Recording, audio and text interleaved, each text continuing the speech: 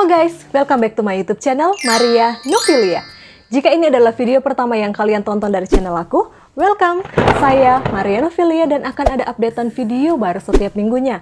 So make sure kalian klik tombol subscribe, kemudian turn notifikasi on, biar kalian jadi orang pertama yang tahu ketika saya upload video yang baru.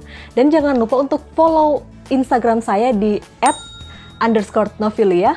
Karena biasanya di IG story saya selalu update video apa yang akan tayang, jam berapa yang akan tayang, jadi make sure supaya kalian tidak ketinggalan. Oke teman-teman, banyak dari kalian suka bertanya-tanya, Kak, emang apoteker itu kebanyakannya cewek ya? Cowoknya kok aku nggak pernah lihat di podcast-podcast kakak. Oke, tenang saja, permintaan kalian dikabulkan teman-teman. Ini ada seorang apoteker cowok, namanya apoteker Harry. Mungkin nanti kita bisa kenalan dengan apoteker Harry. Kita sekarang udah terhubung ya dengan seorang apoteker Harry, tapi dia ini bukan di bagian pelayanan teman-teman. Kalian penasaran? So pastikan kalian tonton video ini sampai habis. Jangan skip-skip ya. Oke, mungkin kita bisa berkenalan dulu dengan apoteker Harry. Halo apoteker Harry, mungkin boleh memperkenalkan dirinya biar teman-teman di rumah boleh semakin merasa lebih dekat nih. Halo teman-teman semua, perkenalkan saya Apoteker Harry. Salam kenal semuanya. Ya, salam kenal juga ya Apoteker Harry dari kita semua yang ada di channel ini. Oke, Apoteker Harry ini dari beberapa teman-teman ini udah ada pertanyaan-pertanyaan dan mungkin juga saya selipin di sini ada pertanyaan dari saya pribadi ya Apoteker Harry. Jadi Apoteker Harry ini ada beberapa pertanyaan dari teman-teman dan ada juga pertanyaan dari saya pribadi Apoteker Harry untuk boleh sama-sama kita sharing di channel ini. Ini pertanyaan pertama Apoteker Harry, seperti biasa Apoteker Harry ini bekerja di mana sih? Jadi saat ini saya bekerja di salah satu perusahaan swasta yang ada di Jakarta yang bergerak di bidang distribusi perlengkapan rumah sakit dan alat-alat kesehatan. Oh oke.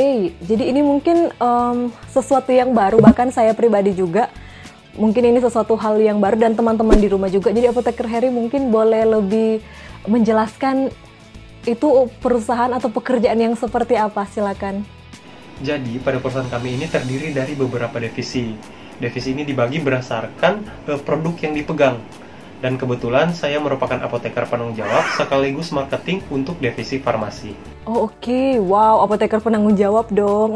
Mungkin ini bagus banget ya narasumber, kalau misalnya apoteker penanggung jawab itu biasanya lebih banyak tugas-tugas dan tanggung jawabnya. Oke, semakin penasaran kan, dan kita masih punya beberapa pertanyaan lagi. So make sure jangan di skip-skip ya teman-teman ya. Oke, Apoteker Harry mungkin boleh sedikit menjelaskan tugas-tugas di marketing itu seperti apa sih? Nah, dan tugas untuk marketing di sini yaitu saya bertugas untuk menyusun perencanaan penjualan, analisa pasar, menyusun materi promosi seperti apa, dan juga di sini saya juga datang ke klien untuk melakukan presentasi maupun negosiasi terkait proyek yang akan dilaksanakan. Oh, oke, wow. To be honest ya teman-teman di rumah juga mungkin yang belum tahu dengan marketing seperti ini, saya juga pribadi ini merupakan hal yang baru, jadi lebih semangat lagi untuk bertanya. Ya Apoteker Harry siap-siap ya, next ke depannya kita masih ada beberapa pertanyaan ini. Oke, ya pertanyaan berikutnya. Ya untuk pertanyaan berikutnya ini tantangan-tantangan seperti apa sih Apoteker Harry yang apoteker sendiri hadapi ketika bekerja sebagai apoteker penanggung jawab di tempat itu? Nah, untuk tantangan itu sendiri dikarenakan produk yang kami jual merupakan produk dengan teknologi baru, sehingga kita dituntut untuk dapat segera belajar terkait produk tersebut. Tetapi yang menjadi masalah dikarenakan basic saya merupakan seorang apoteker, dan saya ini dituntut untuk mempelajari sebuah sistem dari sebuah mesin. Jadi kita harus belajar tentang mekanisnya seperti apa, kelistrikannya seperti apa, bahkan untuk sistem komputernya pun kita harus mengerti. Karena tidak jarang saat kita melakukan presentasi di rumah sakit, tim manajemen dari rumah sakit sering mengundang teknisi maupun tim IT rumah sakit untuk datang menghadiri presentasi kita dan menanyakan kira-kira saat kita melakukan instalasi produk kita di rumah sakit, ini dapat sejalan nggak dengan sistem mereka. Jadi otomatis ya kita juga harus tahu mengenai sistem tersebut. Wow, jadi tambah lagi ini ya, tambah lagi yang harus dipelajari ya teman-teman. Jadi benar banget ya apoteker itu kayaknya kita tuh belajar seumur hidup ya. Kali ini juga kalau misalnya menyambung dari yang di-sharingkan sama Apoteker Harry, bukan cuma belajar soal mekanisme obat, tapi bahkan mesin sendiri pun atau sistem-sistemnya itu ya, bagaimana dia bekerja, bagaimana dia menghasilkan suatu obat atau produk yang ingin dia hasilkan lewat mesin-mesin seperti ini juga harus kita pelajari ya. Jadi gimana teman-teman? Mungkin buat cowok-cowok nih kalau misalnya punya passion di bagian-bagian seperti ini nih cukup bagus ya. Mungkin Apoteker Harry yang mungkin sekarang lagi di rumah nih ya, boleh nggak sharing dengan teman-teman? Kira-kira ada nggak tips-tips apa yang ingin Apoteker Harry bagikan ke teman-teman yang di rumah, termasuk aku juga nih? Mungkin kami itu sedikit tertarik dengan pekerjaan yang dilakukan Apoteker Harry. Mungkin Apoteker Harry ada tips-tips, boleh mungkin berbagi dengan teman-teman di rumah. Nah, saya punya tips untuk teman-teman calon apoteker yang nantinya akan segera lulus dan mencari pekerjaan yang diinginkan. Yang pertama itu perbanyak social network kita. Selama kita masih di kampus, kenallah banyak orang, baik itu kakak kelas, teman-teman seangkatan, adik tingkat pun nggak masalah. Karena bisa saja ketika kita mencari pekerjaan, misalkan nih kita ingin bekerja di salah satu perusahaan A. Nah, di perusahaan A ini kita sudah punya kenalan kakak kelas. Nah, bisa saja ketika ada pekerjaan di situ, kakak kelas kita akan langsung menyodorkan pekerjaan tersebut kepada kita, dan itu sudah menjadi salah satu rekomendasi yang kuat untuk kita bekerja di situ. Nah, dan tips yang kedua, teman-teman kalau bisa aktif dalam berbahasa Inggris. Nah, rata-rata lulusan farmasi itu kebanyakan pasif. Kalau dibilang jago, pasti jago, karena biasanya bacanya Martindale dan sebagainya. Nah, cuma ini jarang, karena kita jarang ngomong, akhirnya kita juga sulit untuk bisa untuk aktif. Nah, itu pun kejadian sama saya sendiri. Saat saya lulus, saya dituntut harus bisa bekerja dengan orang luar untuk bisa berbahasa Inggris dengan lancar. Akhirnya keteteran sendiri. Jadi itu salah satu tips dari saya untuk teman-teman semua. Wow, ya. Bagus banget ini ya. Kayaknya teman-teman kalau misalnya kalian suka ikut podcast-podcast saya, baik dari Apoteker Bepom, kemudian Apoteker Nusantara Sehat, Apoteker Beauty Clinic, sampai Apoteker di balik layar itu, teman-teman juga pasti ini ya, maksudnya dapat satu pesan yang benang merahnya itu nyambung, yaitu social network. Jadi bener banget nih. Karena gini loh teman-teman, biasanya kalau kita mau apply lamaran, ini sedikit bocoran ya, kalau kita mau apply lamaran dan kita dipanggil interview, biasanya kita dapat satu kayak lembar gitu yang harus kita isi. Nanti tuh di kolom paling bawah ada tulisan rekomendasi. Jadi teman-teman itu penting banget. Jadi kalau misalnya kalian punya channel, kalian punya kenalan, itu bagus banget ya. Apalagi orang yang kalian kenal ini adalah orang yang berpengaruh. Jadi itu sangat... beberapa persen lah kemungkinan kalian untuk bekerja di tempat itu tuh bisa tercapai. Jadi betul, pentingnya social network. Terima kasih Apoteker Harry untuk 2 tips yang sangat bermanfaat ini. Kemudian teman-teman untuk menyambung tips yang kedua yang soal berbahasa Inggris, betul banget ya. Kita tuh bukan kita nggak tahu, tapi kita pasif aja gitu loh. Maksudnya kalau orang ngomong atau kalau kita nonton film atau kita denger musik, mungkin bisa kita ini ya, kita paham. Cuman cara mengungkapkannya itu yang agak-agak sulit. Nah, kalau tips dari saya dulu, jadi saya itu teman-teman, kalau teman-teman nggak tahu, pernah ke kampung Inggris ya, kampung Inggris di Kediri. Nah, itu tuh ngikutin kayak di mes gitu kan. Jadi saya tinggal kayak di, apa itu ya namanya ya, kayak asrama untuk perempuan gitu loh. Jadi kalau misalnya pilihannya, kan ada 2, kalau kita ikut satu lembaga.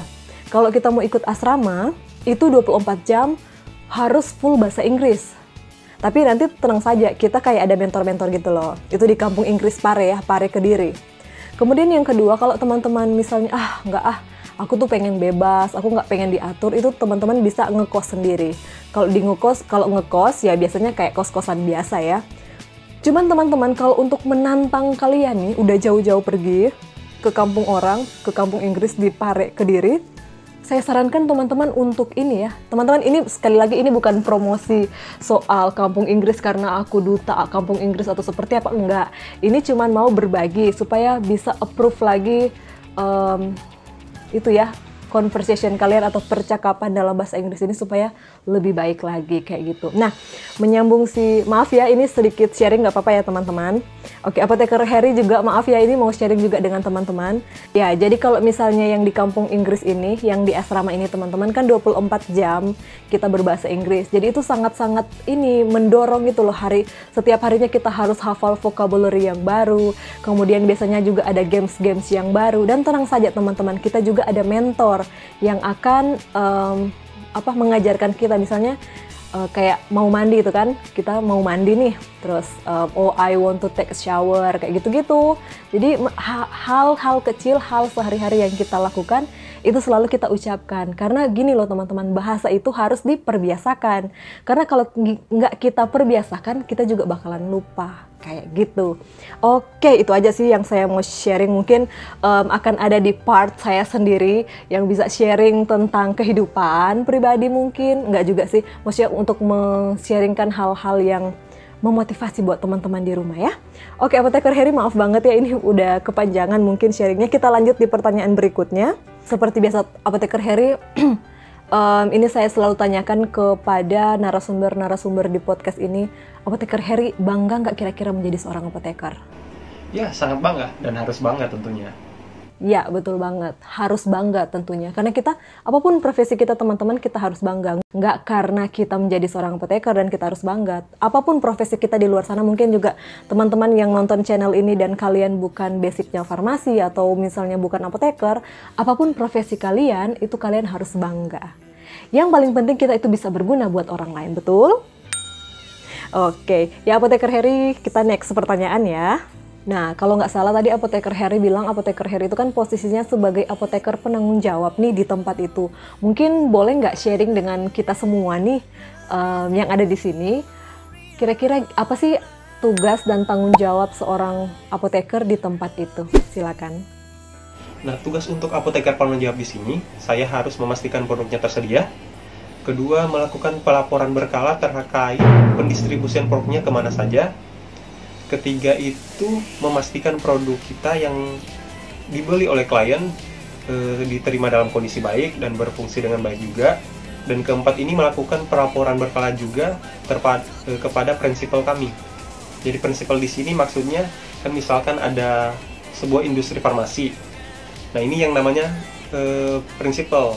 Sedangkan untuk PBF-nya ini seperti kita distributor, kita sebagai jalur penengah untuk diberikan ke rumah sakit. Jadi kita juga melakukan pelaporan berkala terhadap prinsipal kita. Oke, wow.